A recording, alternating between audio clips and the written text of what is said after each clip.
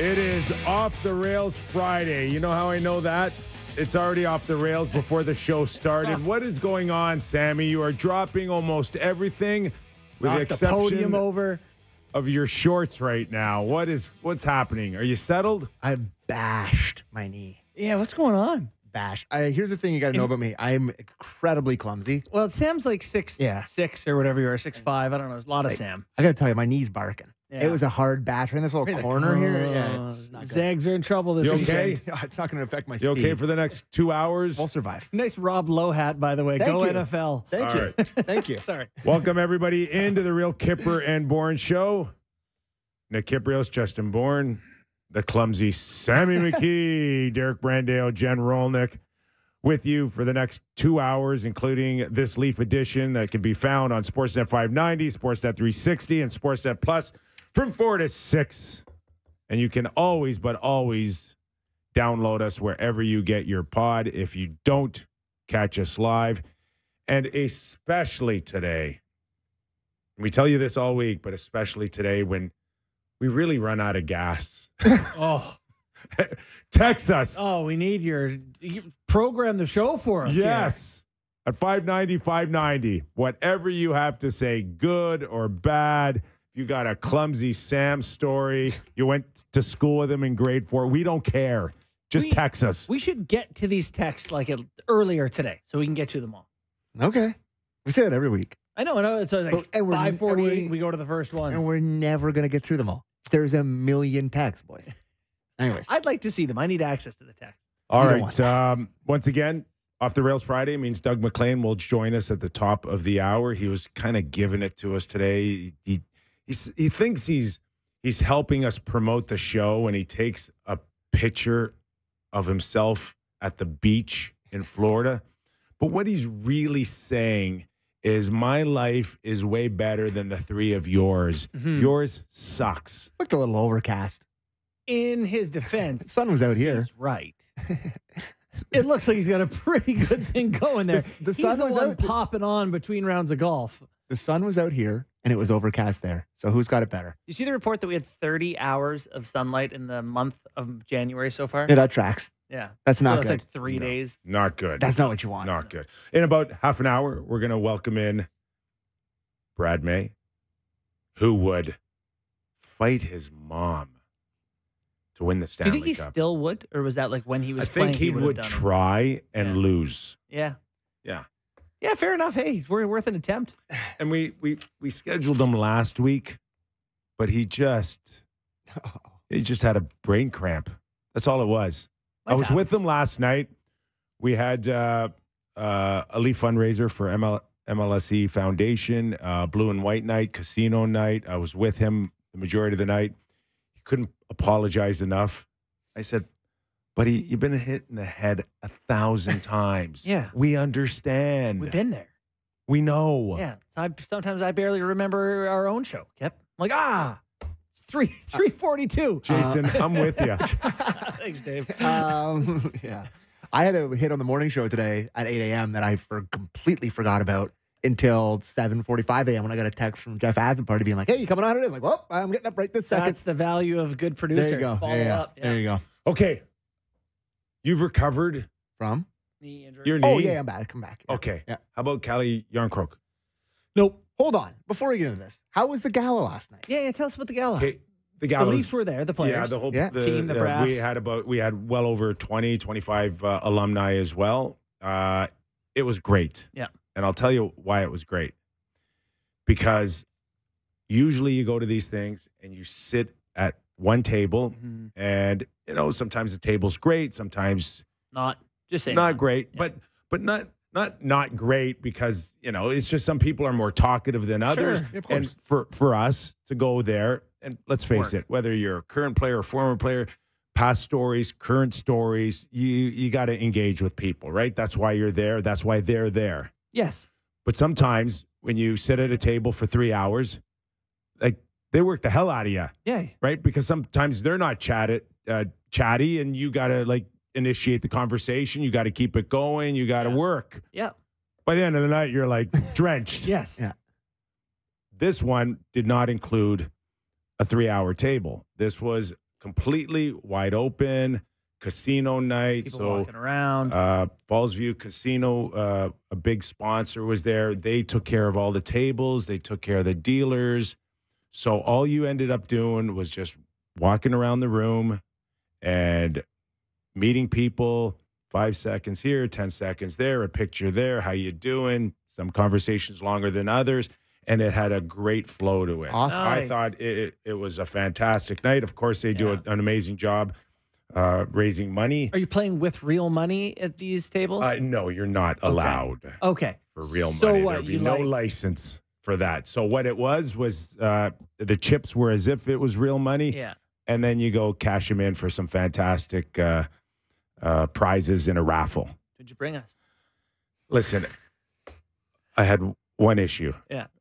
The lineup for the raffles was rather long. I took the first person I saw, I gave him my chips, Yeah. and I said, enjoy my toaster. That's nice. That's great.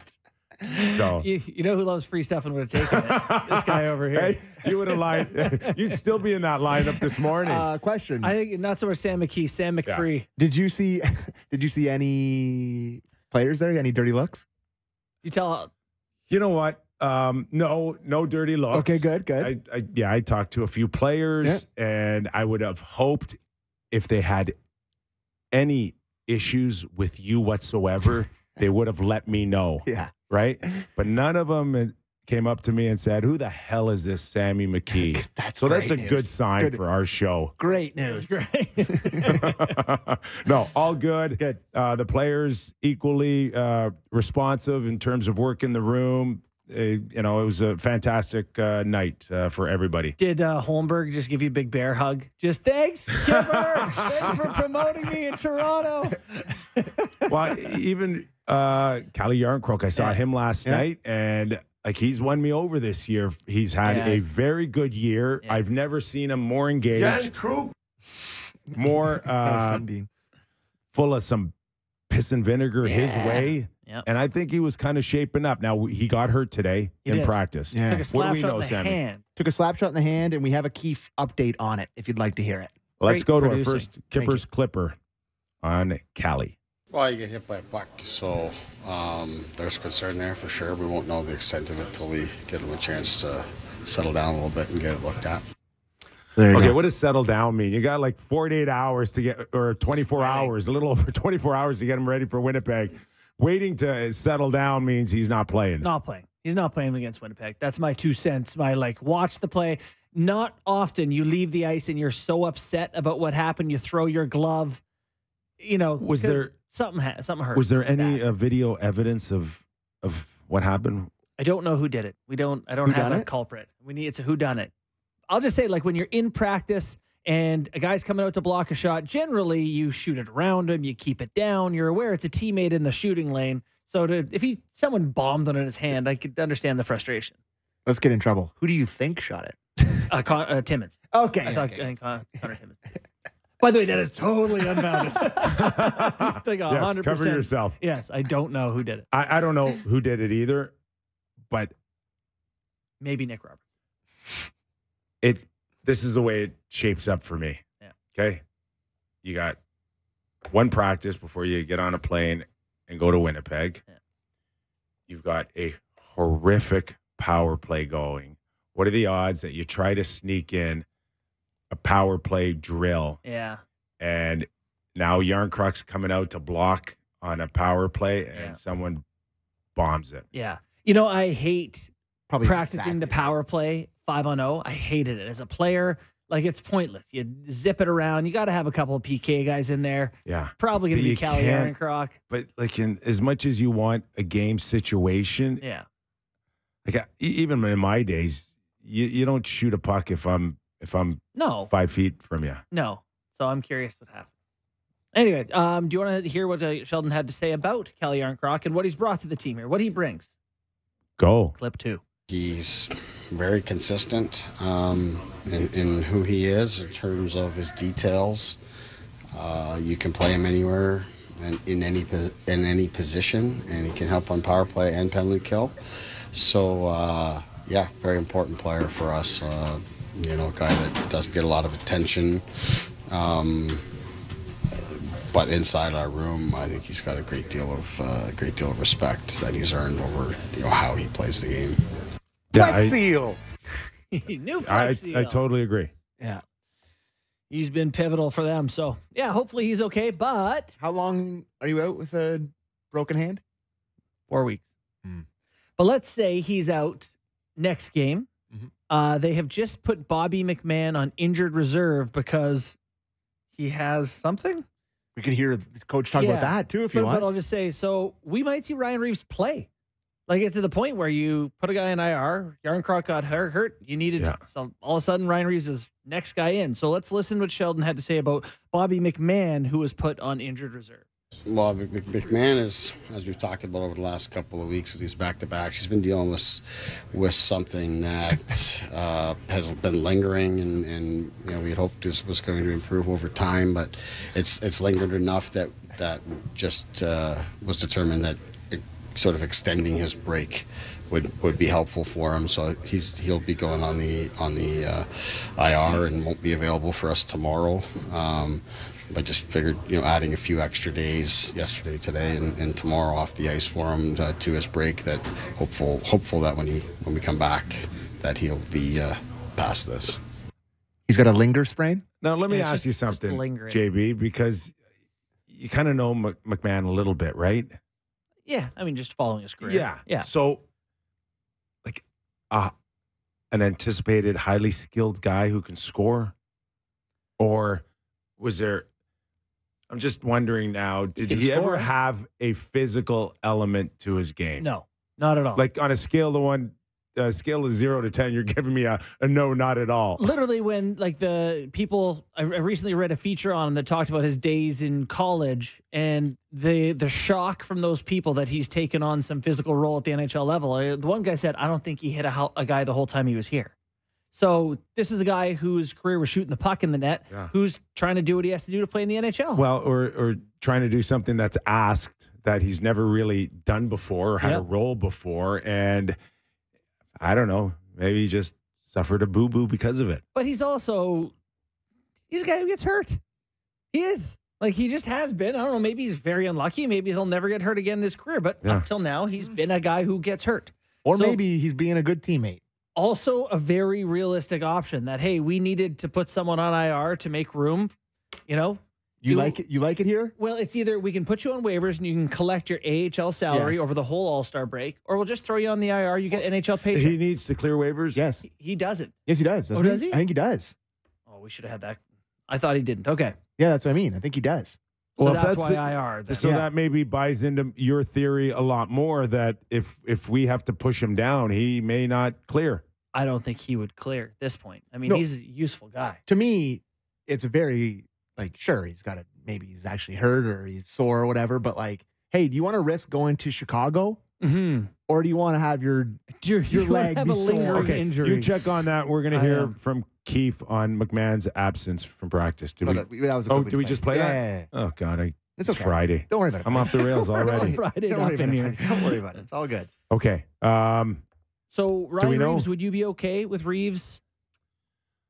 Listen, are you what do you waivers think? Required. What do you think you're getting back? So you would have to clear. Can you? I don't know. All this time off, are you going to get a better Reeves? Are you going to get a faster Reeves? Is he got a chance to contribute again? I mean, I guess what are you trying to see from Reeves? Is there any possibility he comes out, he plays okay, and he becomes a viable option for them? Maybe he stands up for a guy or two, he gets some pucks in deep, he runs over a couple guys, and you go, huh? I don't see that happening. I don't either. I know you're hoping, or at least you're suggesting. He's going to be in, and you look at the potential options for the guy, and it's basically trade him, waive him, and pay $200,000 per year for the next couple years. Buy him out and pay $400,000 per year for the next 4 years. There's an option that's just could he just play better? The option is you have to put him in if there's another injury. Yeah. That's all. Yeah. And I am curious to see if he could make them question whether they can use him more in the future. I'm with you that I think it's unlikely, but hey. I mean, but like you said, probably playing tomorrow. Yeah. And I imagine some poor guy on Winnipeg is going to be on the brunt end of like, I need to make myself relevant here quick. Yeah. So which would, I don't know. Lowry. It's situational. He's the captain. I don't think. Why would he go? Lowry played 21 minutes the other night. Lowry, I don't think Lowry would turn it down if he felt like he was cornered or had his back against a wall in a situation, i.e., defending a teammate or that scenario. But you do not want that trade-off if you're the Winnipeg Jets. No. Brendan Dillon. No, that's the thing about Reeves. And there's just, how many guys in the league are going him? 5? Yeah. There's tough. 5 guys. Tough to find a relevant moment. Which, in retrospect, maybe was kind of dumb. Yep. Pretty dumb. Well, but I'm sitting here as the number one was excited about Reeves guy. So I have to be honest about that. At the time. It was dumb, but I'm dumb. So I enjoyed it. I like fighting. I like toughness. I like when teams are like the Florida Panthers where they don't get pushed around. I like the idea of it. But it was dumb. Hot. What are the odds of Derek Brandeo saving that clip? Oh, it's very high. Of I'm dumb. I'm dumb. Listen, I make no bones about who I am. I am dumb. I'm thrilled. I'm thrilled. I'm dumb. Okay. Anything else on the bottom 6? Nope. Wait for that to sort itself out based on the injury to Jarnkrok. And then, we can go a number of directions here. The power play, the 2 units. Yeah, let's do that. Okay. Huge story, obviously. The benching of Matthews and Marner, and whether or not now Sheldon Keefe would consider having 2 units that he can start leaning on. Yeah, we have these conversations all the time. As I say, you want to stick with it. You want to trust the guys that have had a great deal of success. Not just this season, as I was just alluding to. If you look at a lot of the offense that those guys have generated, even when the puck hasn't gone in, we lead the NHL in a lot of categories when it comes to the power play. But when the puck's not going in and all of that, you start to question things and look at things. Like I said, we got one more game here before the break. It's a good opportunity for our guys to step up in a big moment, and we have discussed some other options. But I think trusting the group and giving them a chance to work themselves through it is important, especially with a break looming. And maybe we can, if we don't get the response we're looking for, then we can start to think about other things. See, I know there's a big push now out of Sheldon the last little while on accountability, but I don't think he's holding himself accountable enough for a bad power play. All I got out of that is, hey, they're not good right now, and it's up to them. And what can you do as a coach or your power play specialist? And I don't know who's running this thing, but like you guys, do you have them standing in the right spots? Are they moving the puck as fast as you want? Like, well, it's Guy's unit, buddy. Own it. All of you guys own it. Yeah. I'll tell you. We got to be better. He should say we as a coaching staff have to be better too on this thing. Yeah. From my time working with him, AJ MacLean ran our power play, and we were always kind of top of the league on the power play. I remember we went through a tough stretch where we didn't score for 4 or 5 games, and Sheldon just said, I got it now. Like he was like, I'm going to do this until we get it back right. He's the head coach, right? And it's like, you're the guy running the power play until eventually the power play is not working. Then you're the guy who makes the final calls on things. And I remember him stepping in and be like, okay, I'm going to run a couple of meetings here. We're going to get this thing, whatever. So that's where they're at now. And if it does lend to like pulling him off for a minute and 10, you have to get a second unit to push the first unit. Mm-hmm. And, talk about Bertuzzi maybe having a better opportunity, or Max Domi, or start talking about, I'm going to have to lean on those guys, or they're going to get more opportunities here. Or 2 even units with even ice time, where you say, we're going to switch out 2 or 3 guys in the first unit. And is he scared he's going to upset the big boys here or hurt their feelings, or seems what? To be the theme. Now the second unit comes out, and just 10 seconds left in the power play. There's always internal competition in a dressing room, and it's not on the Leafs. Healthy. There is not. very healthy. Who's competing against whom? Nobody's competing against It's the 3 or Nyes 4. and Bertuzzi who are competing for which of the top 2 lines they're going to play on. They still get one of them each. And then it's, Robertson or Holmberg or whoever. Gregor might take the 3rd and 4th left side. But I can't name a roster spot that's being battled over. Good point. 760, I guess, with Giordano going in and out. Yeah. But, I mean, that's not really that. He's got playoff start tomorrow. Gio's in. Yeah, and looking at the line rushes for tomorrow, he's going back in against Winnipeg. So, I don't know. You're right. But, what would they look like? Can you think off the top of your mind what the 2 units would look like if you set them up? Sure. Throw Bertuzzi on for Tavares in front of the net. And then who else do you like? Like a Robertson can maybe shoot it a bit on the top unit, and you can let Willie and JT run the second unit. Okay. Something like that. I don't know. I like Domi's passing on one of the units too, with one of the big boys maybe. But I don't know. I don't have it drawn out in my mind. But I'd like to actually do that in the break and write it down on what it looks like. Let's do it. Okay, all right, we'll do that. We'll tell Kip what we're changing it to. Okay, we're gonna throw to a clip from Sheldon Keefe on his sense of Willie. You want to give us your sense of Willie before Sheldon does, or do you want to hear Sheldon's? I'm tired of getting yelled at about this, but whatever. I think he stunk. He stunk for 10 games since he signed the contract, hasn't he? I mean, you're preaching to the choir. I'm not saying he's a bad player. I'm not saying he's never going to be good again, but he hasn't been very good. Yeah. To me, he's on the offensive side of every battle. He's cheating. He's not back checking. He's the bad version of Willie right now. And I think it'll come around and whatever, but am I way off base? No, he stunk. It's a lot.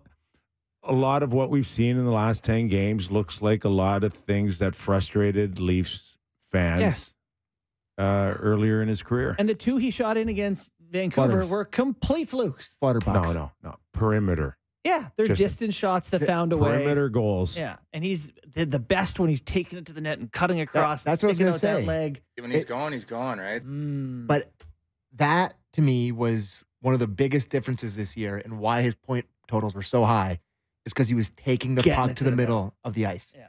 And since he got 92 schmil, he hasn't been in the middle of the ice near as much. And not saying that's why he hasn't. I mean, but he be, hasn't since then. It could be the opposite of a contract thing where now that he signed it, he's like, oh my God, I got to prove myself. I'm the same echelon as Pasternak. I'm paid a lot. I don't know if that's how he thinks, but it could be because it looks like he hasn't been the same since. I mean, the last time he signed a big contract, he came back and was not very good. He was awful. Yeah, he had a tough stretch. I think that was Marner right after his deal didn't have his best. I think it's natural. You feel a little bit of pressure.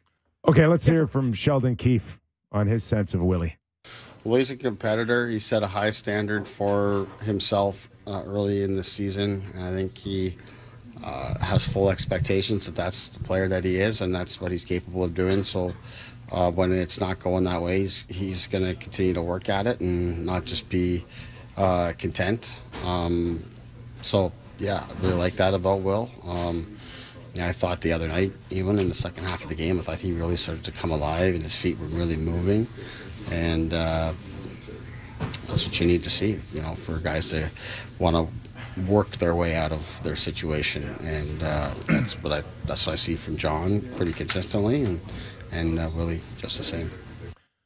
Later on in the show, we're gonna have a lot of Rick Tocchet talk, where coaches have choices now on how they want to assess a player before and after a good or bad game, and it's clear that. You watch Willie with Sheldon, he's got 2 choices here as a coach. The pat on the back or the carrot. Or the kick in the ass. Yeah. And I think as we'll find out later on in the show, we know which way Rick Tocchet would go. Sheldon refused on that clip to go anywhere near what I think a lot of other people have seen for the last 10 games. And I don't know, does he think he knows Willie better than anybody, that this is the best way to get him to respond? Is it because he just signed a $92 million contract? What is it here? I don't know. There's Sheldon more than ever in his coaching tenure in Toronto is coaching for his own career, right? Like it's his name has come up a lot more. I think that staying on the right side of the people who dictate a lot of things here in Toronto, these core guys is important. I'm not saying it's just not to his advantage to come out and say Willie has stunk like I just did. What would he gain from that? Unless you think it would motivate Willie, but I don't know. Coach that knows the player's gonna be here a lot longer than he is. Yeah, 8-year deal. And it's just like, am I really going to pick my battle? I got to pick my battles. Because he's been harsh on Willie in the past. As we've seen. Earlier this month, he was like, I had to get him off that line because they couldn't do anything, and he named Willie. Like, We've seen Willie so good this year. So good. The best he's ever been. Yes. And now it's nonchalant Willie. Mm-hmm. Whereas if he backpedals now, it's turning the puck over. Yeah. Like, how many times have we seen him turn the puck over? In the last 10 games. You made the comment that this, what we want to see from Willie was consistency, right? Because when he's at his best, he's as good as anyone. Can he cut out those stretches? I think after like 34 games, Willie was first in the NHL where he'd only had 4 games without a point. He had points like 30 of 34 games or something. Last 8 games, he hasn't had a point in 6 of them. So it's back to that consistency, the thing where you go, there's this dip in the season at a certain point where. But this is as long a dip as it's been in the last 2 years. No, you're right. I don't remember it being a 10-game stretch, even last year, where it was like this. Remember at the end of the year, he was a little bit inconsistent towards the end of the playoffs, but they at least didn't have a great month of March themselves. It's terrifying. I'm sorry. It's terrifying. And for me, I mean, I don't know how any fan that's listening to this can't have watched what just happened after you signed him at his absolute apex and then have the worst 10-game stretch since, 2021? Yeah. Am I taking crazy pills here? I think he's going to figure it out. I didn't know the numbers were that bad. Yeah. Well, no, I meant like in terms of visually. Like, I don't know. Anyways. Sorry, I'm just panicking. No. Just having an on-air panic. The one thing that was kind of noticeable for me, forget about the score at 0-0 against the Winnipeg Jets, but they are as good or the best team of just in your face. Oh, yeah. Okay? And Willie doesn't like that. Austin doesn't like that. Mitch, when you're a puck handler, you want time and space. And Winnipeg gave them nothing. Mm-mm. This is not also just him taking $92 million, Sammy, and running away. This is the part of the season now where everything starts tightening up. Mm-hmm. And they played the best right now over the course of 41 games in terms of defensive hockey and taking away the middle of the ice and not giving you the time and space to dipsy doodle and now it's up to Willie. He's got to find a different way to get to the middle of the ice again and start being in a position to cut in and start doing the things that teams were lackadaisical in the first 2 or 3 months of doing. And now it's crunch time back half of the season. He's going to see a lot more of this. Yeah, but I don't think Willie thinks it's crunch time. If you look at Willie Nylander, and here's what is really frustrating for people. There's the belief that he can do it when he wants to do it. And that plays into the contract year where he wanted to do it. And you see him throttle down and, oh my God, he can look like the best player in the league. I think of playoffs last year when they were chasing Florida in some games. And he's the only guy who's cutting 100%. Through the middle, taking it to the net. And you're like, God, this is the guy. You're in game 40. What is it? Game 45, 6 tonight. I know. You can't sell Willie that it's crunch time. I know. Can't. And it just, what's frustrating is it feels like he's able to when he wants to, and it just feels, that's why it's like. Pretty chill. He's pretty chill. See, it's got to have to get cleaned up rather quickly here, and I don't know what that means towards Saturday night and then going in an all-star break, but Sheldon seems to me the guy that is 0 to 7 or 8, I'm calm. Mm-hmm. But if he goes to 8 or 9, it's going to go completely the other way. Yeah. That's the sense that you're getting here. Yeah. I think it's a really good point, too. I'm with you until you just give me no other choice. Yeah. And now and it's like any coach. If if you have a sense you're going down, go down your way. Yeah. But Not their way. But do you think that the All-Star game in Toronto has any bearing for how he's going to handle these sorts of things right now? Like, Willie's about to be the featured star here, game in Toronto. Like, get through the All-Star break and reassess on the other side. Listen, I don't know if they can squeeze another point or two Saturday night, but it may completely be the tone setter on how good your weekend is. How much fun you have? Absolutely. Yeah. Oh, it would go a long way. You take 4 off Winnipeg or something in 2 games. Willie puts in 2 and a helper, and they get a 4-2 empty net win. Yeah. And good times are coming. And I'm getting people like every time, he gets a pointer, they're like, oh, see, because I sent out that snarky tweet. Yeah. I'm on your side. I want him to do the point getting. I need 3 points from him on Saturday. Yeah. Like, we can't have another donut. Yeah. And you want to walk around the city. Yes. It's your city. All the stars are here. And he's 8th in NHL scoring, Like, he puts in a couple, you're right. And he can come in and puff his chest out a little bit. Big game. Yeah. Yeah. We should go. Big feel Saturday night. All right. We're going to welcome back Brad May to our show. We know for sure he's coming, right, Sammy? Just teasing. Oh, he's in the on-deck circle after the break. We love it. Mayday next on the Real Kyper and Bourne Show. Very good. Derek Brandeo is driving this ship. It's not really Sammy or me. Are me. we back? We're back. Okay, we're All on I there. heard was hold. Hold. For TV. Hold that. Now we're ready. Hold. Is Brad May holding it? The last I saw of Brad May last night at the fundraiser for the Toronto Maple Leafs was he traded his alumni blazer in for a smoking velvet jacket. Is that true? Did the trade? Was the trade made official? Mayday. No, it wasn't. I couldn't get rid of that jacket, Nick. Obviously, our alumni jacket's special to all of us, and it would be sacrilegious to do it. But that velvet jacket, I've always wanted to. Is it velvet or velour? I can't remember, but it was a beautiful navy blue blazer that it actually fit me better than the guy who owned it. So I thought I looked good for at least 5 or 10 minutes. Buddy, the other thing you told me is like your Leaf blazer, when they made it for you, you were probably tipping the Toledo at about 250, 260. And now easy, Kip. It's true though. I swear to God, it had to be like when I pulled it up, like away from my gut, there had to be 6 inches. So the worst part about it is I'm actually happy where I am now. Buddy, you look great. But admitting that I was 30 or 40 pounds heavier than I would be today, that's just gross. But that's what COVID did to some of us, and it happened to me. Fun catching up with you last night and many of our buds at the Leaf alumni. So, listen, it's been a while since you've been on our show, and thanks for joining us. Of course, we love having you on. I think the last time we had spoken, it was just this foregone conclusion that the Leafs were destined for the playoffs, and who are they going to play?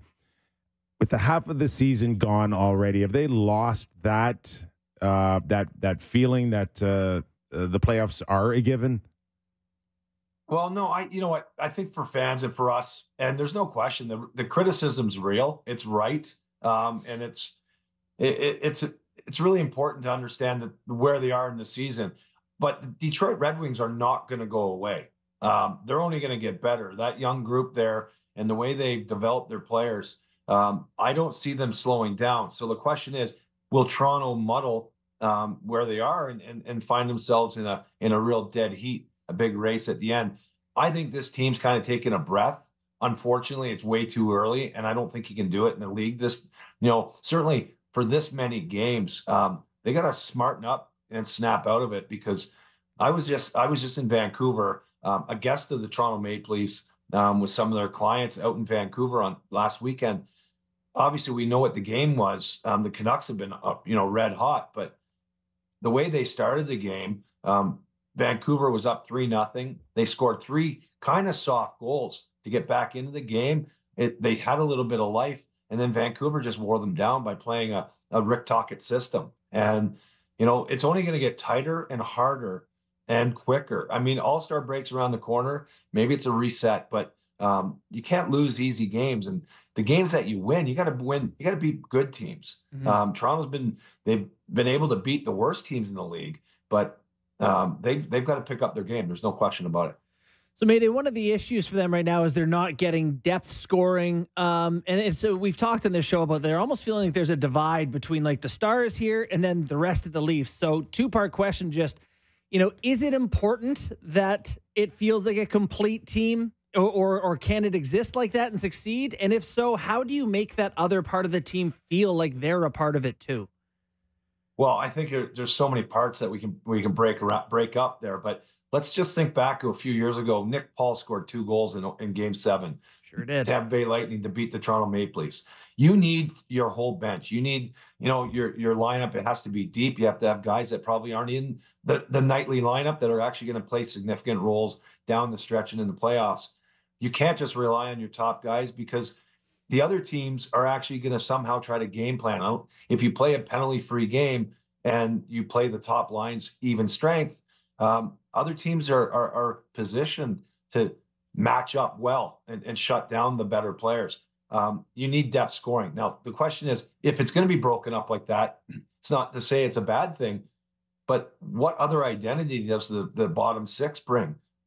It doesn't matter that you're a great skater and you can pass the puck in practice. It doesn't matter that, you every once in a while you can score a goal. You got to play tough. You got to be able to defend, and you got to be miserable and make it hard on the opposition. And I think any championship team would say that. There's no question Toronto's set. They've got their big guys. We know who they are, and they will get the significant amount of time, and the puck will be on their stick. But you need guys to step up. And if you're not going to score goals, then you better bring something else. We're talking to Brad May, former NHLer, Stanley Cup champion.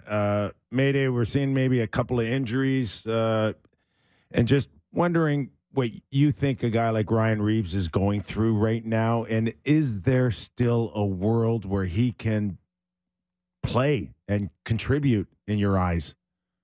Not here to bag on Ryan Reeves, but if there's no takers on the other teams, really, what is that? Ryan, he played awfully well with the Vegas Golden Knights this couple seasons ago with William Carrier and Thomas Nosek, and they were a real, robust fourth line where they actually got to play 10, 12, 13 minutes a night because they were able to roll their bench in Vegas. And Ryan Reeves was a big part of the physicality. The question today is, a few years later, is he quick enough? Does he have that foot speed today to actually chase down pucks and actually create that havoc? But if you're only playing 5-6 minutes a night, I don't care who you are. It's awfully difficult to actually have the energy in your legs, in the middle of the second period when you haven't been on the ice in 35 minutes. It's not easy. By the way, Nick, you and I both, we experienced it. We had to do it ourselves. When we didn't get a ton of playing time at times.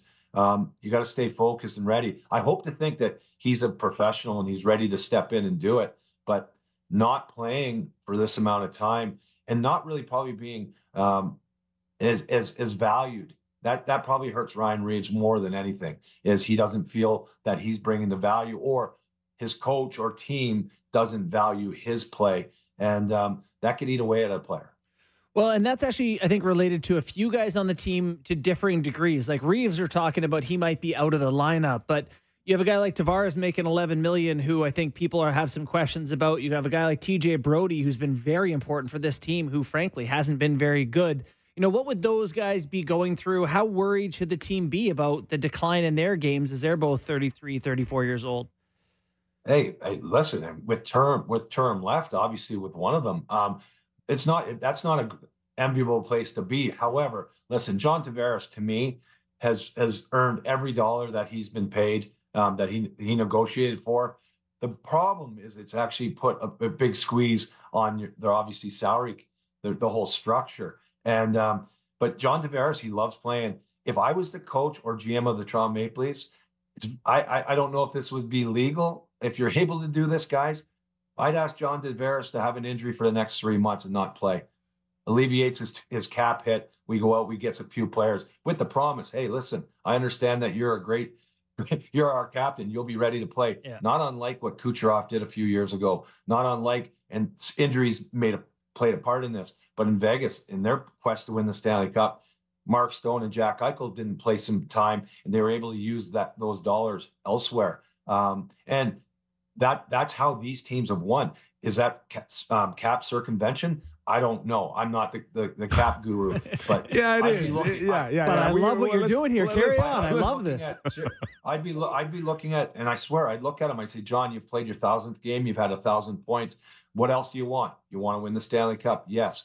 Okay, you're hurt for the next 3 months, and you'll be back playing on April 10th or 15th when the playoffs start. That's what I'd want to see and do. However, maybe that's not.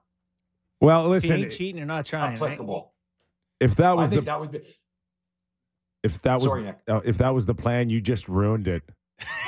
Well, listen, if it is the plan, then you know what? I'm a pretty smart guy. That's what ends up happening. But listen, think about other teams. They've done this. Forget about, I don't know if this is shady. I have no idea. But it's the right thing to do. You might be and we believe in the captain. He'd be ready to be playing. But the idea there would be to spend the money, obviously smartly. And that would be probably, in my books, would be in the back end. Mm-hmm. And possibly a goaltender. But no goaltender is going to play great consistently behind that back end night after night. Hey, listen, you may be the perfect guy to ask this question or at least draw some parallels to maybe what Tyler Bertuzzi or Max Domi are going through when we know you fought. We know you battled. We know you could play that role, but you were also a first-round pick who could play with some star players in your day, Pat LaFontaine and Buffalo, and you can move up in the lineup. When you see struggling stars on your team still take up $130, $140, $150 of the power play, I mean, what does it do to a room, Brad? Or how does it make you feel? Like if they're out there scoring, it's one thing, but how much power play did you ever get? And did you ever kind of feel like, man, if they're not going to get the job done, please put me out there. I'd like to take a crack at this.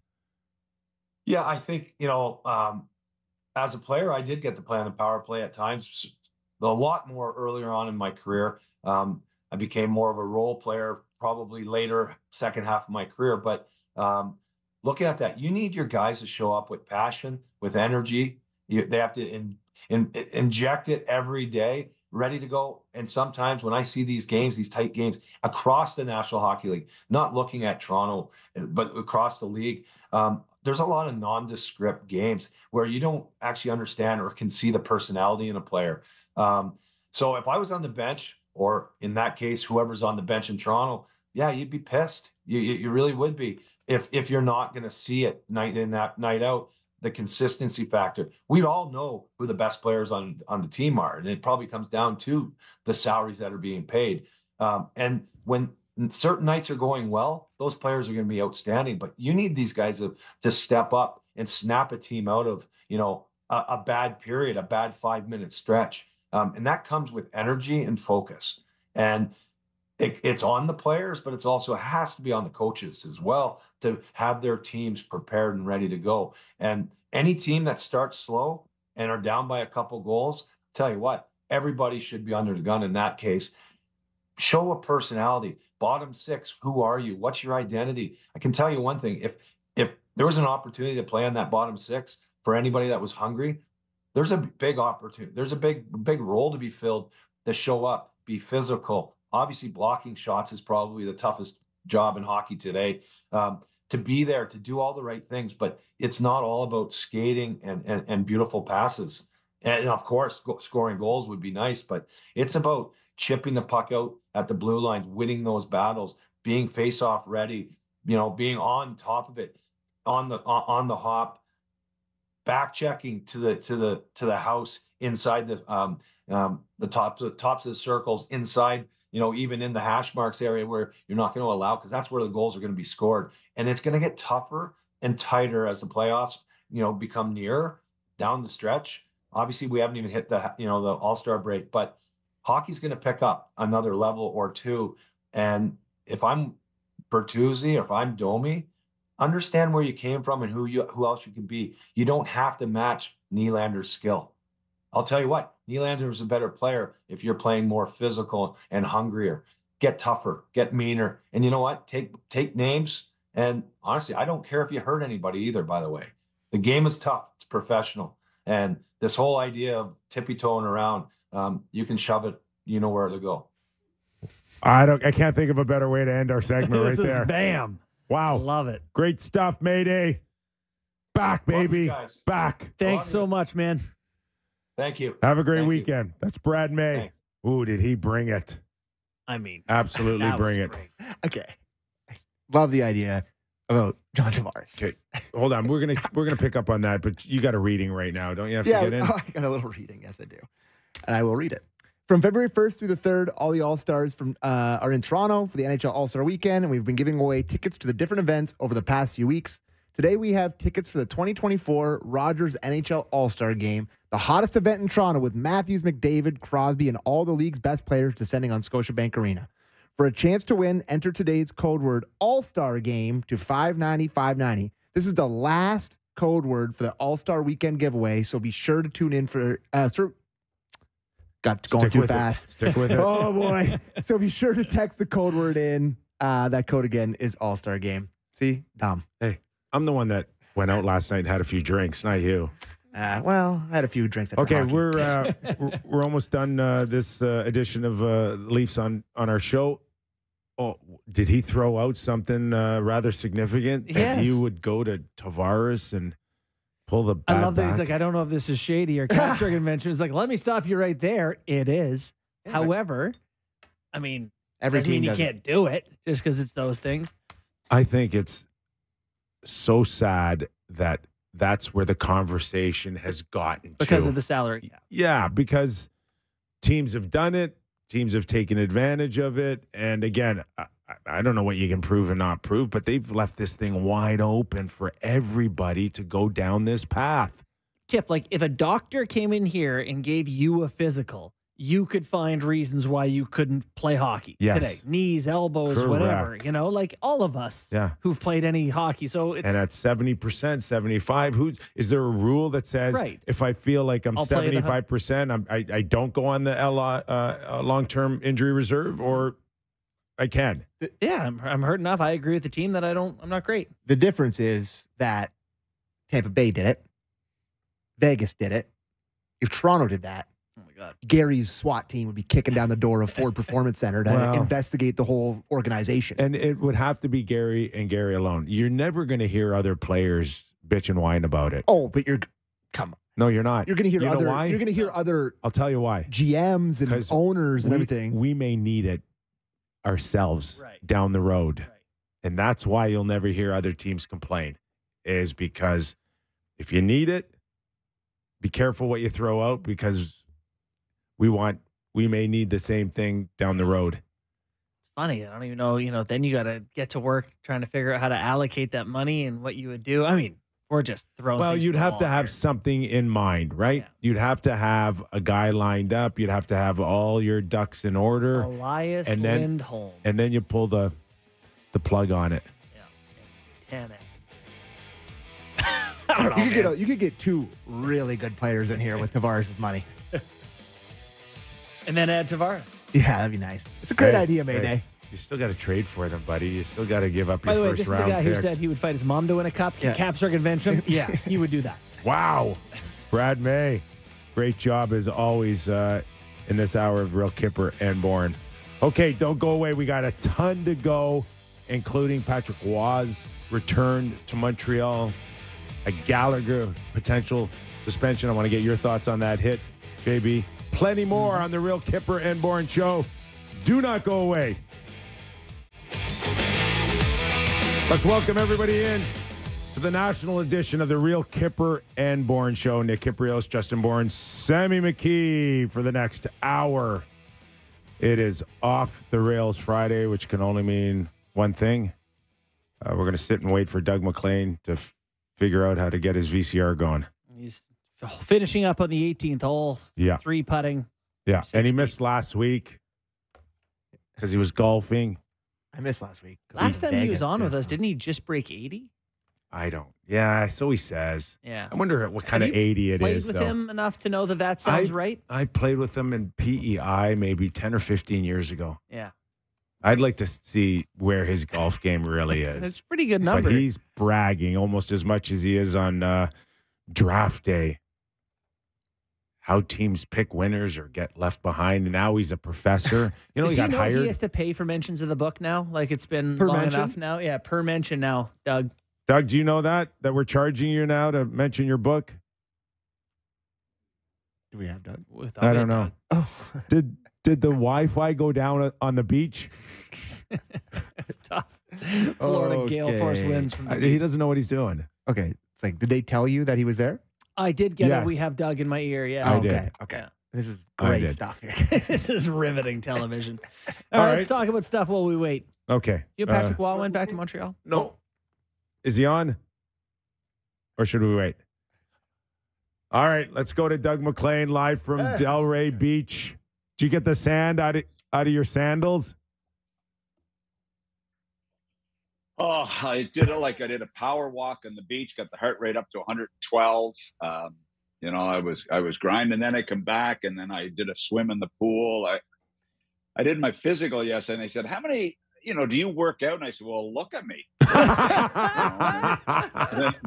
The nurse said, "Yeah, you. I see 40-year-olds in here not as good a shape as you." So that was my physical yesterday. So I was back at it again today. It's almost like you could be an executive in the NHL again. No.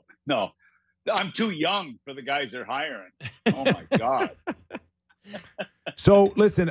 I'm in too good a shape. Go be Lou's protege. Some of those guys. So, listen, I don't want to sit here and take away anything off the Edmonton Oilers. They've been incredible. 15-game win streak now where they've given up 3 or fewer goals, which is incredible. But just going into the break here, we got a text from Justin's dad, Bobby Bourne, who happened to be on his own winning streak of 15 games in 81, 82. In regulation. Is this comparable in your mind? Well, you know what? Bobby Bourne had some pretty good players. Billy Smith was pretty good. A guy by the name of Potvin was pretty good. Bossy wasn't bad. Trotz was okay. They're not bad. But you know what? I'll tell you what. That Islander team, and I watched them. I watched them, and you know, I was in the league at the time, or not at that time when they had that streak. But I'll tell you what, they were really a good team, and they brought everything to the table, from skill, toughness, character, talent. It was a scary group. They really were. And that Oilers group now, do you see a team that going into playoffs is that level of formidable? You know what?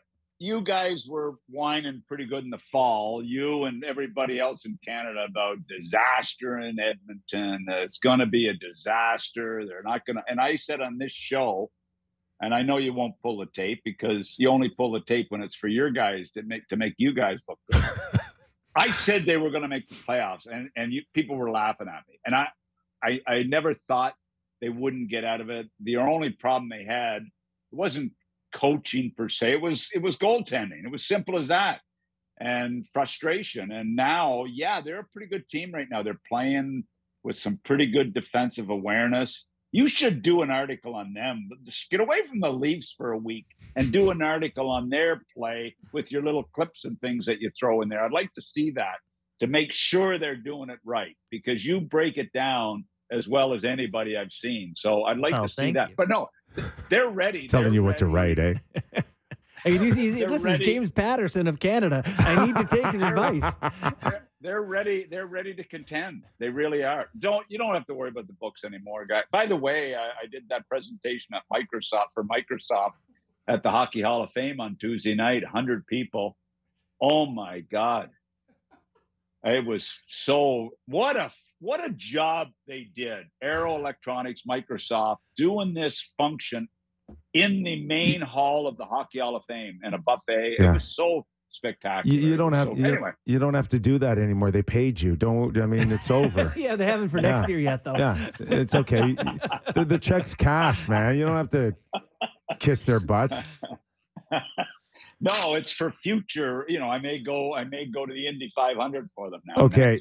Next, a big story that's kind of developed in the last 24 hours, and I don't know how big of a story it is, but Rick Tocchet's kind of challenging the media a little bit in Vancouver on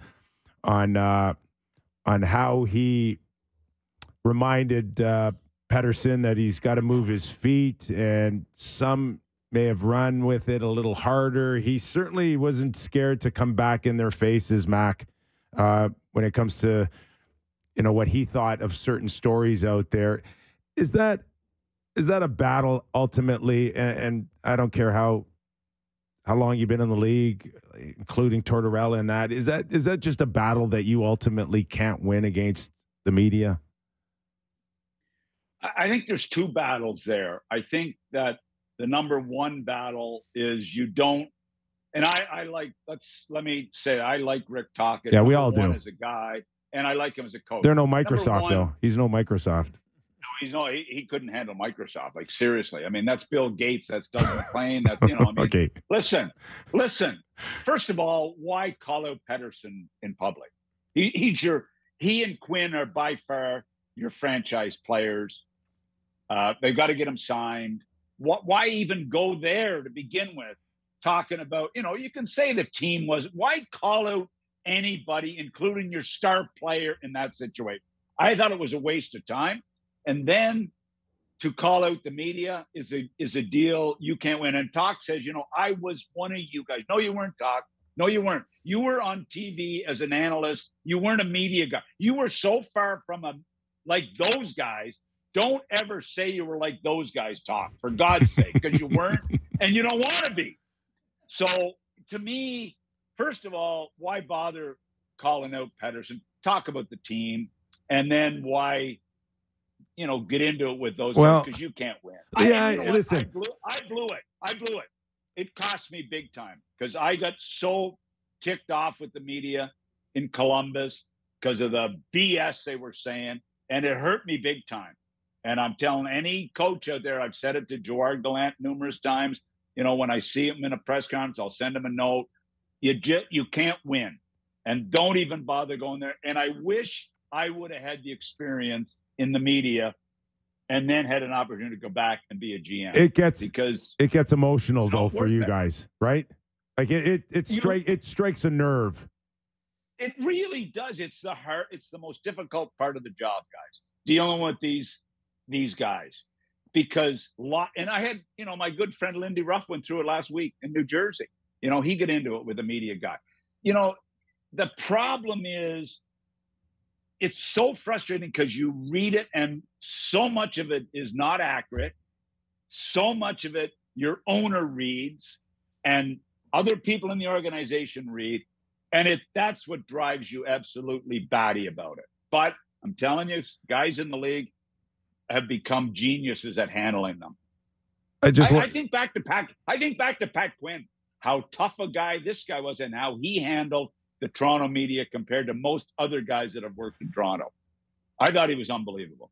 I've been on the true side of the media for 20, 25 years. Like, I've covered major stories with these guys and hung out with them like more than as much as anybody. Yeah.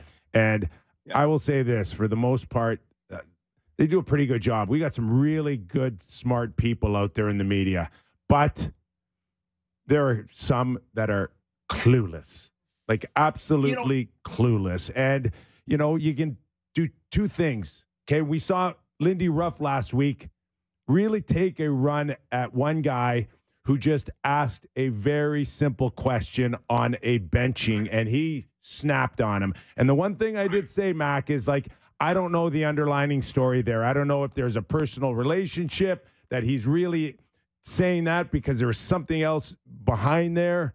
But there are times when you've got somebody out there that perhaps may have a personal agenda, or the coach has a personal agenda, and you got to be careful that you don't get caught into it too deep. You don't watch the game very well? Yeah, Lindy, I agree. Is he talking to me there? But listen, here's the problem. Lindy, I guarantee you that there was an issue with that guy. I guarantee you there's been an issue with that guy. I don't know him from a hill of beans. I could care less. But I watched the media pile on Lindy after that. And look, Lindy can't win it. He can't win it. And Tocchet can't win it. Because when things go south, then it's a whole different story. It's really tough though, right? Because if you're really inauthentic, people know you're full of it. Like if you go out there, I know coaches sometimes try to coach their players through the media. The players are going to read the quotes, whatever. But like you have these guys who kind of are making their name off being these honest guys, right? It's Tocchet and it's Tortorella and Berube's one of them where they'll just tell you and no bones about it. But it does sort of make stories sometimes. So, what's better, to be a guy who's always upfront about things or a guy who's constantly kind of trying to... Whoa, just a minute. Yeah. I don't remember Tortorella ripping his superstar that often. I don't remember... who was the other guy you mentioned? Berube. I don't remember Berube ripping Ryan O'Reilly. This is Pettersson, guys. This is their ticket to have a chance to win a Stanley Cup. He and Quinn. I don't care what anybody says. Those two guys have a chance. Why get into it over him? Okay. Why fight it? Why fight Pettersson? Is that go with best player? Does that go with everybody, Mac? Because there's a lot of people out here that have waited for Sheldon Keefe to call out Willie Nylander or Matthews for a long time here. And should they be treated the same way as they're off limits? You know what? I think the more you get into individual rip jobs of a coach in the public, I don't think you win from that. I'm 100%. Listen, Nylander knows behind closed doors what he's doing. Keefe should be telling him face to face, no BS. Matthews, Nylander, Marner, Riley, any star behind closed doors, that's the place. Why go to the media with it? I don't get that. I'm sorry. I don't think it's something that you gain from it. And Talk was trying to be honest. I get what he was doing. He was trying to be honest. But it caused a storm that they didn't need. They're in first place. Why bother? Yeah, fair enough. The another guy now in the coaching position, Patrick Waugh, has taken over the New York Islanders. Curious to see if he's going to be a honest, direct coach or what sort of tack he'll take. How much do you believe that he has changed in a way? He says he's humbled or something like that in a way that he'll be a different man in this coaching job. He was 8 years between getting fired, leaving, whatever happened to him, and getting another job. And 8 years of waiting for the phone to ring. It's really tough. It's not easy. And this is Patrick Waugh. This is one of the biggest names in the game. I'm glad he got another chance. I think Patrick will be honest. I think he'll be direct with his players. But I don't believe that he'll do it in the media. I really don't believe he will. That's all I'm saying, guys. I don't think there's anything to gain from it, from any of them doing it. Mac, it's not one of the biggest names. It's two of the biggest names in the game working together, and Patrick Waugh and Lou Lamoriello. So we've seen at times presidents or general managers pick coaches that maybe can be influenced a lot. Is Lou going to influence Pat, or is Patrick going to influence Lou moving forward here? Because I'm sure Pat probably needs a few months to look around the room and go, I can win with that guy. I can win with that guy. I can't win with that guy. Get rid of that guy. When does that, how does that dynamic work? Well, I think Patrick went through that in Colorado, and we saw what happened. He didn't win. And Lou Lamoriello has had a history of hiring some of the biggest names in the game. From, go back and look at Jacques Lemaire, Pat Burns, Larry Robinson. I mean, he's always, been a big game hunter for his head coach. He's not scared of big personalities to be his coach. Lou is a straight shooter. There's nobody you'd rather do a deal with in the NHL than Lou Lamoriello, because he's up front. He doesn't fool around. He calls it the way it is. I don't think they'll have an issue. I think Lou will let him coach, but Lou will give his opinions. I guarantee you that. And look, Mike Babcock would have survived a lot longer in Toronto if Lou Lamoriello wouldn't have been gone. I guarantee you that.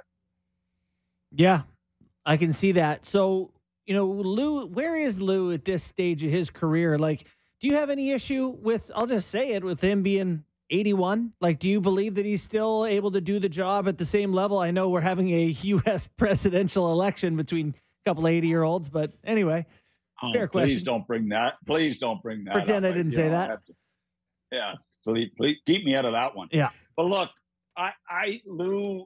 Lou is like, he's the new age Harry Sinden. Harry just retired from sports management worldwide at 91 years of age. I mean, Lou is as sharp. There's a difference between being 81 and being 81. And Lou is like, I used to sit in GM meetings when he was 70 and Board of Governors meetings when he was 70. And I'm thinking, and then I'd walk by him and I'd say, oh, he looks like he's 40, the shape he's in. Lou's an interesting guy. And I think it's going to be okay. I think they needed a jolt. I think Patrick will give them a jolt. I think he'll be positive. He's gone. You've got to respect Patrick Waugh that he gets fired and he goes back to junior for 8 years and wins a Memorial Cup and grinds it out. I know he was part owner, but you still have to respect the guy that goes back and did what he did as a superstar. A lot of people. I think they'll be fine. A lot of people up in arms over the Gallagher hit on Islanders Pelech last night. We're back to the got to get it out of the game, and this guy should be suspended 10 games. Just give us your thoughts on the hit last night, and how many games is he going to get? Pelech, coming, if I'm not mistaken, has had some concussion problems. Am I accurate in that? You are. Battled back from it. You hate to see it. Bit of a chicken wing. I didn't really like it. I think he gets 2 games. Am I wrong? Yeah, I mean, I think it's light, but I mean, it is a phone hearing, so it could be 2. But I gotta believe he's getting the full 5. I mean, is it 2 or 3? I don't know. I mean, but look, is there history with Gallagher? No, I don't think so. We know how he's a competitive little guy. He grinds it out, but the history will be part of it. I mean, I don't know. I guess I didn't like it. Do I like it in the game? No, but is it a Brad May would have loved it. The hit reminds me of the clip a little bit of Charlie McAvoy, and he got 4 games recently. What about Messier and Modano? But we're in a different lifetimes. Well, Gordie Howe. You were in diapers. For Diapers. God's sake when that happened. Seriously. Seen a highlight or 2. Jeez. Diapers. Mac. Sitting on Bobby Bourne's knee watching that highlight. The last few weeks included a lot of teams with their professional scouting meetings. Like, take us back to what happens in those meetings and how definitive are you on what the mandate is between meeting adjourned and the trade deadline? Well, it's an important part of the pro scouting meetings now because it's coming up, So obviously, you'll chat from now till the deadline a ton with your pro guys, and you'll read a ton of pro scouts. I mean, that was the first thing I did every morning when I went in the office was read my amateur and my pro scouting reports. That was the number one thing. The guys got it in after the games at night or early in the morning, and that was the first thing you do. But this time of year, when you're heading to the deadline and you're a contender or you're a team that's looking to move people out, I was thinking the other night, if you're a team that's out of it, move out people and play your kids. Play your kids and play them a ton right now. But for the contenders, it's a whole different ballgame. You're on the clock to help your team get into the playoffs or extend your play. And the deadline is a big time. It's one of the most. It's not the draft, but it may be the second most exciting time of the year. So. And there's some teams like what's Edmonton do? Edmonton pick up Corey Perry. The problem we're up against today is this damn salary cap. That drives me absolutely batty. but that's what we're up to. Listen, and work around it. I don't care. Sick of it. Work around it. So we know for sure. Like, you don't have put them on LTI and let's bring in somebody. Yeah. You don't have to be a rocket scientist to understand that Winnipeg's all in. Edmonton's all in. Vancouver's all in between now and the trade deadline. What about Vegas? Okay, no. I'm staying in Canada. Stay in Canada here for me, okay? Okay. Okay. What are the Toronto Maple Leafs do? I wrote an article this week that this team's stuck in the middle here. What do they do, Mac? Oh, my God. Do I really? I mean, look, first of all, they got to get the guys that are on the team playing. Yes. I mean, when I look at the numbers of that group, I saw it written the other day. I don't know whose article it was about what the group of guys have done the last 10, 15 games. I mean, it's frightening. And there's some of their top guys there. Obviously, Tavares is the one taking the beating. What do they do? I mean, what are they like? They've given away the farm of first-round picks for the Folignos and these guys. I mean, is what's left to move? You know, what is left to move? But they're in a tough situation. And you said it in your column, which, by the way, was another good column. Thank you. You remind me so much of Damien Cox, your material. It's so enlightening. But anyway, you know what? You're a beauty. I don't know where they go because they're blue line, and now with Brodie struggling and Giordano, I mean, where do they go with this? And then I haven't even mentioned Samsonov, who was, I mean, he loves everybody now after he won a game. And I mean, they should love him. At least he stopped a couple of pucks. Where do they go? It's defense they got a problem with. It's goaltending they got a problem with.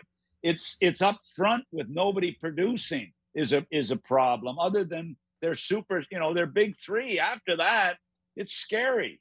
It's almost reminds me of, I follow the stock market pretty close.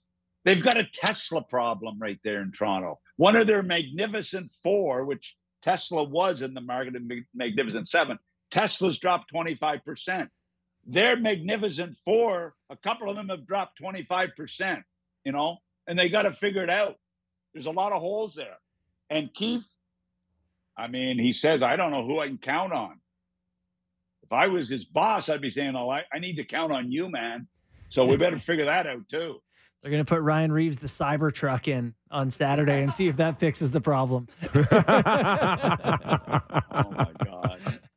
Anyway, scary. It is. It's frightening. I mean, look, and you said it. They're still a good team, Toronto Maple Leafs. They can still go into the first round and beat teams. They can.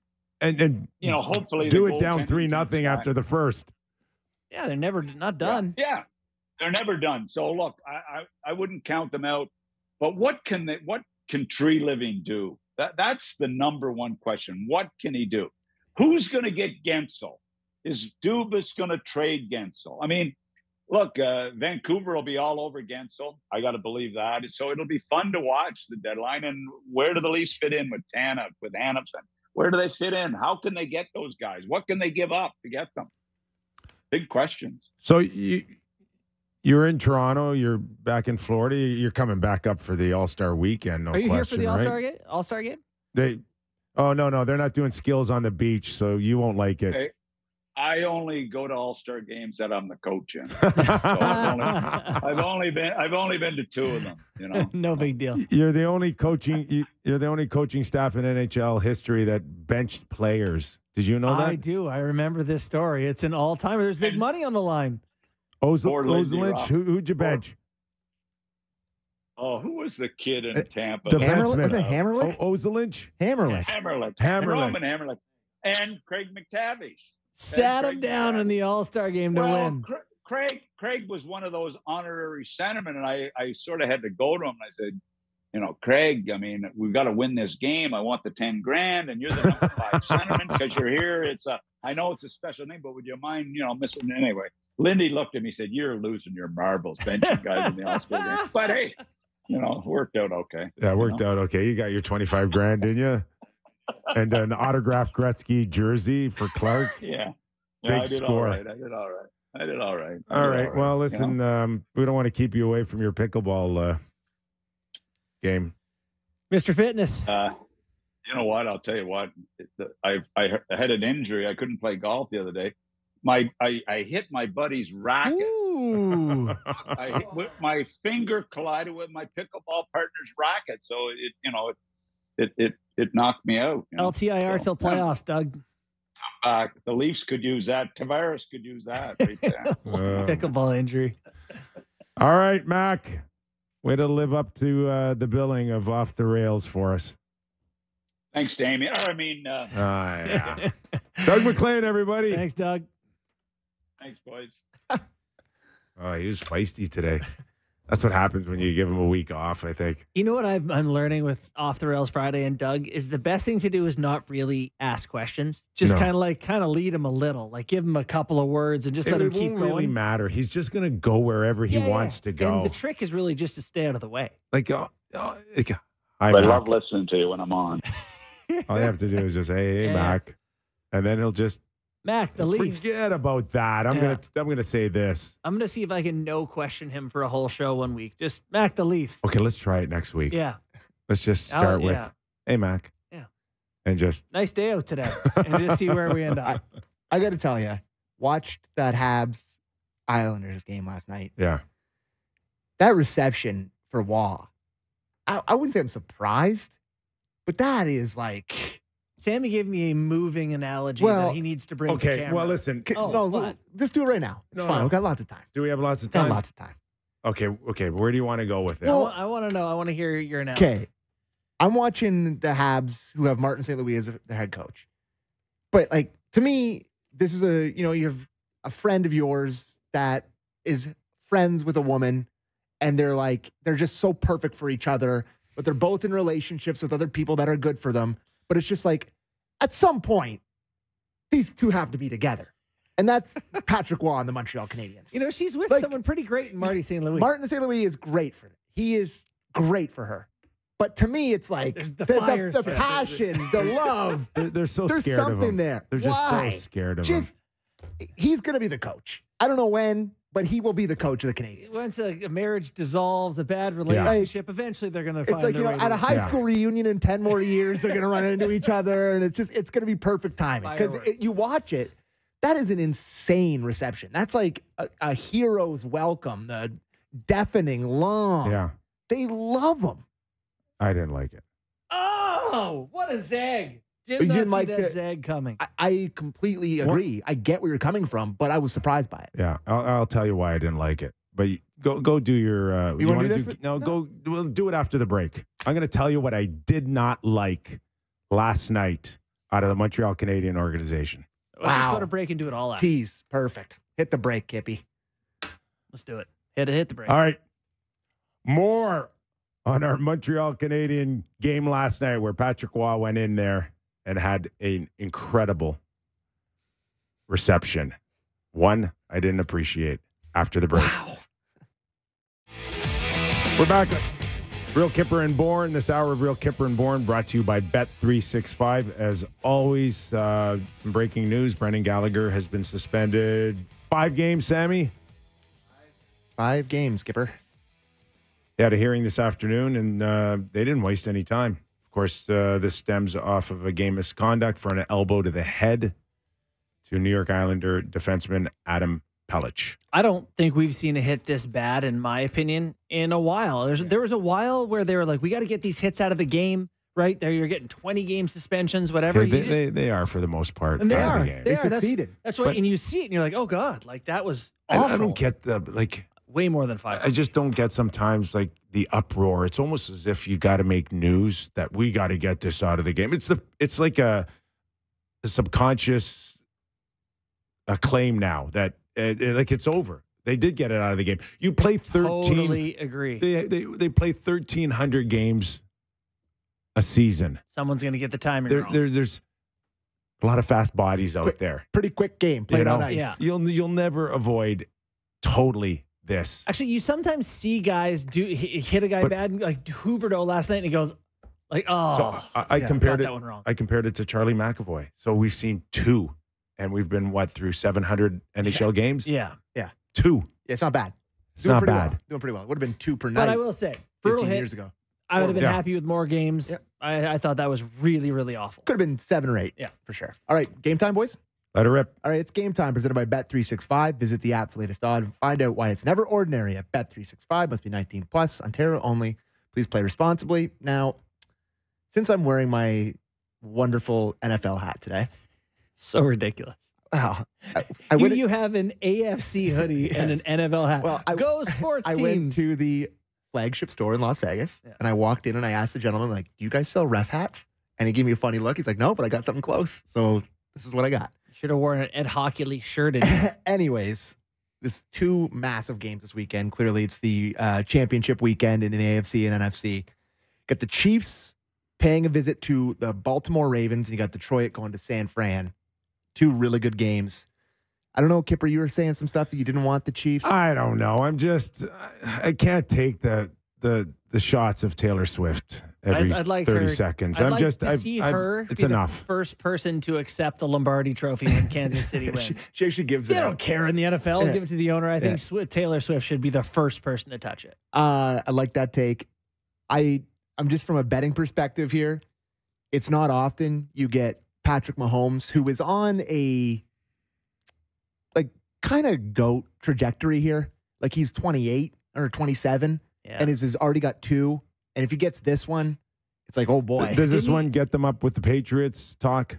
Well, he lost to Brady the one. He did. I mean, you win that one and it's a different story. No, he lost here. to Brady in the AFC Championship game on like an offside. Yeah. Anyways, I just like having Patrick Mahomes with value. So you can get them at plus 175 for Patrick Mahomes. And on the other side of it, I watched the game last week with Brock Purdy, and I got little hands. Couldn't really grip the ball. It was raining. Supposed to be better weather this weekend. I just, they're 7.5-point favorites against the Detroit Lions, who are kind of gritty and tough, and everyone's just picking the 49ers. And I don't know. If you want to parlay the 2 underdogs, it's 9-1, and I don't think it's that crazy that both of them can win, and that's what I will be doing this weekend. Have you heard the theory about the NFL being, like rigged, where the colors of the Super Bowl logo have the last 2 years, I believe, had the colors of the teams who ended up in the game in it. Mm-hmm. And this year you have Kansas City and Baltimore's colors in it. No, but they're red. So it could be either Kansas City or Baltimore. Right. Yeah. So either way, Baltimore seems like the bet. It could be either Kansas City or San Francisco. Who has this much time to figure this out? Losers. Yeah. they unveiled next year, and it's green and purple. So the Jets finally. All right. Aaron Rodgers leads in the victory. So That's your best answer all week. enjoy the football this weekend, and just be careful with the 49ers as 7.5-point favorites is all I'll say. A lot of points. And that was Game Time, presented by Bet365. Visit the app for the latest odds and find out why it's never ordinary at Bet365. Must be 19 plus. Ontario only. Please play responsibly. Now tell me about Patrick Walkipper. Oh, yeah. Is that what we said before the break? Yes. Tease. Yes. You got to fall through. Am I the only one that watched it last night and thought to myself that using our national anthem as a vehicle to promote or pump up Patrick Waugh was inappropriate? I actually had a similar thought where I was like, of all songs to bring back the great Patrick Waugh, "Oh Canada"? Like, it's only a minute and 25 seconds. Can we just not leave the anthem alone? We got to piggyback now Patrick Waugh on an anthem that's supposed to do whatever it's supposed to do for us, Thought didn't as even a really country. cross my mind. It's like, why are we associating him with the whole country's glad to have him back? Well, it's just like, I don't know.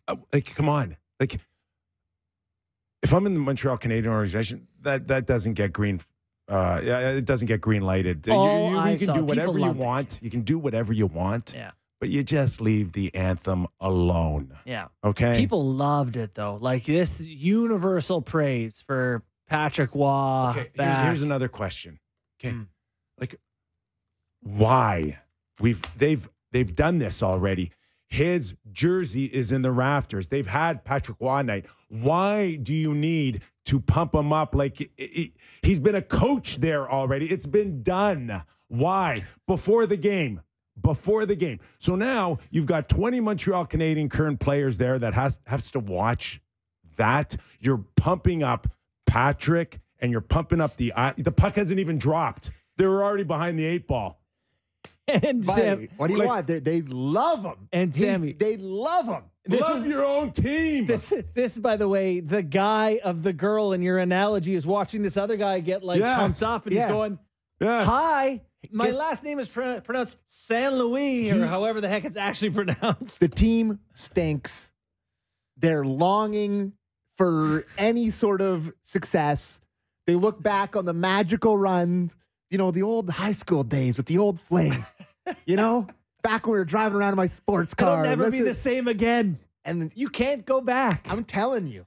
Just make him the coach. I'm sorry, Marty. I'm sorry. He's sorry, Islanders. Just be the Habs coach, man. First TV timeout. Oh. Give him the Justin Hall seconds. Name on the Jumbotron. The passion's too hot for that. It's too hot. But it's been done already. Yeah. Okay? It's been done already. It's true. It's not like he's going there even as a coach for the first time. I got bad news for all those people who love a nice, sappy story. Kip's right.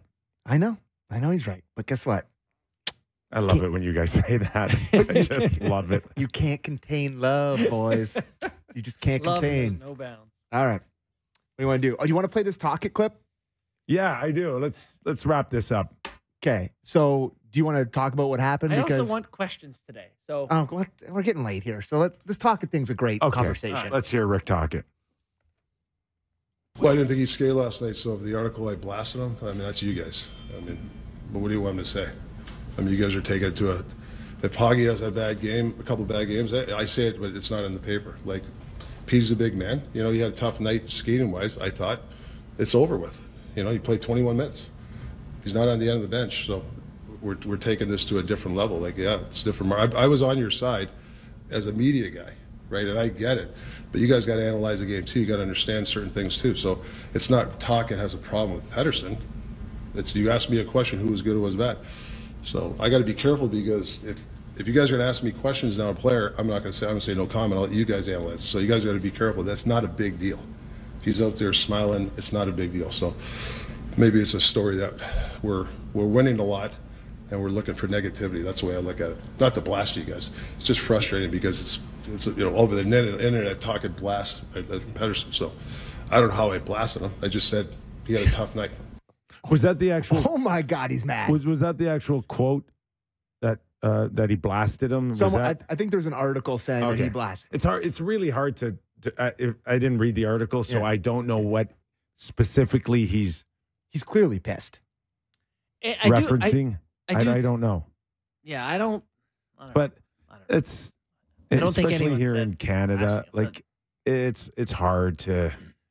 You don't want to necessarily play that game of just keeping an eye on what's said or done outside in the media, unless someone brings it to you and it's a flat out lie, or and maybe he feels that way, that this is just a flat out lie. So he needs to, but I think that stuff should be done behind closed doors. I also just think, I don't think Canada's any worse in terms of criticism, whatever. I think there's just more of us, more interest, more people writing about it, whatever. Yeah. And if you take away from that Tocchet presser that coach isn't happy with how star player played, that's true. That's a thing that happened. Well, it's especially in this. What is your role in this country too? Like, to your point, there's a large amount of people, and like in any industry, you're going to get the really good ones who do their homework, know their stuff, and can articulate it in a great way. Mm-hmm. And then there's a level of drop off, and then there's some that are not very good at their jobs and don't do their homeworks and don't understand what it's like. So I don't know. How many battles can you? Talk's our boy. I just don't think he's right here. Like he said a fair thing about Petey. The press covered. Coach said a thing about the star player. Today's a new day. I don't know. Like, do you think that maybe the team was like, "Hey, Rick, go back out there and say, walk that back a bit"? I don't think you can ever. That's a tough. Rick. I was gonna say that's a tough one. Not to Rick Tocchet. You call Rick. You do mind? Yeah. You do. Okay, I'm just gonna. You call Rick. don't think there's anyone in that organization that doesn't see Rick's point of view. Right. So, I don't know. Maybe it's just his way of... I like his point that he played 21 minutes. It's like, I played the hell out of him. I didn't think he was that bad. Yeah. I think maybe we overblew it. Maybe it was our fault. Maybe it's us. Maybe we talked about it so much that he's mad at us, guys. Emotional night for Oliver Shillington, but unfortunately, it comes off of another disappointing loss for Calgary. So, oh boy, it's not time to really, pull the chute. No, I don't. I think the game plan all along was to miss playoffs and stuff. Well, no. It was just I think they read the tea leaves right from the get go that we're going to hang in there as long as we can hang in there, and really, if they were in a playoff spot or just hanging on, it wouldn't necessarily change anything. That there needs to be some hard decisions here, and we know where the contracts are. We're not paying Lindholm $9 million, and we're not going to sign all our D back. The decisions are not that hard to me. You're not winning the Stanley Cup with this team. So what are you trying to do? Rebuild for a cup? Well, then time to sell some guys. They're a -7 goal differential. They're even if you sneak into the playoffs, which they're probably not after 4 home losses to teams they're up against. Huberdeau's 5-minute major get lost in the shuffle of the Gallagher, or is there just nothing there? I didn't really see anything there. Nothing there for me. To me, a guy's visor cut him. Maybe not a great hit, but he got 5 in the game, which is just. Yeah. So I got nothing else on that. Let's get to questions. Oh, yeah. You want to do some questions? It's 5:47 today. Oh, boy. Before we are able to get to somebody texted in, and I wanted to answer their question. It said, did Sammy work at the Meadowvale Domino's in Barrie? I think I worked with one shift with him before he left. He seems like a cool guy. Wish I got a chance to work with him, but I'm glad to see him doing so well. Nameless texter? Yes, I did work at that. You lived in Barrie? I did, yeah. Really? I delivered for Domino's there, yeah. I did. So Owen Sound, Barrie, you worked your way here? Long story. Okay. All right. Long story. I'll save you the gory details. Did you ever speed? Did you ever get tickets? Yes. Did you ever talk your way out of it? No. I'm going to one day be on a show called Real Kyper and Bourne. No, I didn't do any of that. I didn't talk out. I can't talk my way out of any tickets. I just, Yes, sir. Yes, sir. Here's your money. So there you go. Whoever that was that texted, Let me tell you, yes, my favorite ticket I ever got was driving through Montana, where they actually had a debit machine, and they bring the machine up to the window, and you're just like beep, beep Really? pay your bill, and you paid on the spot. It was like a $50 ticket, and you just pay it on the spot and carry it on. I mean, that's way better. Yeah, I was speeding. Here's my money. But like, instead of going and like getting the sending ticket away and fighting it and just pay it. Disputing. Here's my money. Yeah. You're so wrong, first of all. What? There's always a chance. If you show courtesy, if you show you're polite, yes, sir, I'm sorry. I've groveled my way out. Really? Oh, yeah. Yes, some of these guys are great people. They can have a little sympathy for you. Maybe, Sammy, once again, you're late, working on the Real Kyper and Bourne show. Sammy's late delivering food. They to can starving. understand. I don't drive to work, so yeah, I mean, the only person getting the ticket is the guy driving the Red Rocket here. I'm not getting a ticket on the subway. All right. Do you believe Matt Dumba will be a target for the Leafs come the trade deadline? Right-handed shot D-man, 29 years old, around $3.5 million per year. Thanks, Don. Well, first of all, they could have had him before Klingberg. Mm-hmm. And correct me if I'm wrong, but he signed for less money than Klingberg. He did. Yeah. So, ouchie. Come on, you can't go there now. No? Does Minnesota want to give up Jake Middleton instead? Yeah, he shoots left. Yeah, that's a problem. Tough to find a good right shot. They need a right D. Yeah. Well, Dumba to me seems like an option, but I guess they're in the playoff hunt, so they're probably not going to trade him at this point. He also bonks into people, which is nice. Yeah. So, I don't know. Good shoulder check. I'm just trying to see some other texts here. We got a lot of All-Star game texts. Is everybody excited about like physical text I'm trying to pour through here. People texting in the code word. Oh, really? So it's just like All-Star game, All-Star game, All-Star game. Oh, yeah. Are people excited, you think, about the skills competition actually being one of relevance? I think so. I mean, I'm looking forward to it, and I can't say I was looking forward to guys shooting surfboards in Florida. Remind me, did I get out the story of your dad sending a text? Yes. Okay. Yeah. So, okay, once again, Edmonton at 15 game-winning streak. The Islanders were 15 all in regulation. Yes. Oilers have had 3 in overtime. Yes. Pittsburgh, their 17 went overtime 3 times. Jackets. It's not a little detail. It's a big detail that this streak has been kept going because you have participated in a 3-on-3 skills or pond hockey. But to me, that could be, you could have the other side of the argument too. That it's just as likely the crappy team goes to 3-on-3 with you and beats you than it is that you keep the streak going. I feel like that adds more, you know? They weren't getting it done as soon as the Islanders. 15 straight regulations, way more. You devalue a 60-minute win. That's all. And it should. So we've got 2, don't we? Or 3. We've got Montreal 67-68. Your dad's team in the 80s. And somebody else had a good streak, I think, before have the Oilers, overtime. The Oilers playing anyone coming up? Do they have a game at some point? So I just got a text from Vancouver that said, to be clear, the reporter who asked the question phrased his question wrong and said blasted. There isn't one person here that said Tocchet blasted Petey. Right. So okay, I'm taking this nameless texter's word for it. Maybe he's right, but it was just the way it was worded, the question. So the Oilers have the Predators next. Then they have Vegas. So they have a good team Tuesday, February 6th. Then it's Ducks, Kings, Red Wings, Blues. It could be a lengthy run here. How about this, Kyper? If the Leafs could have someone like Nick from the old days on this team present, it would make a big difference. Tough player. I believe that. Nick who? Antropov. Yeah, he could really use Antropov Richie too. again? They want another crack at Richie? I think he's still serving a suspension in the Finnish league. For that one. One thing when it comes to the Eastern Conference here is that,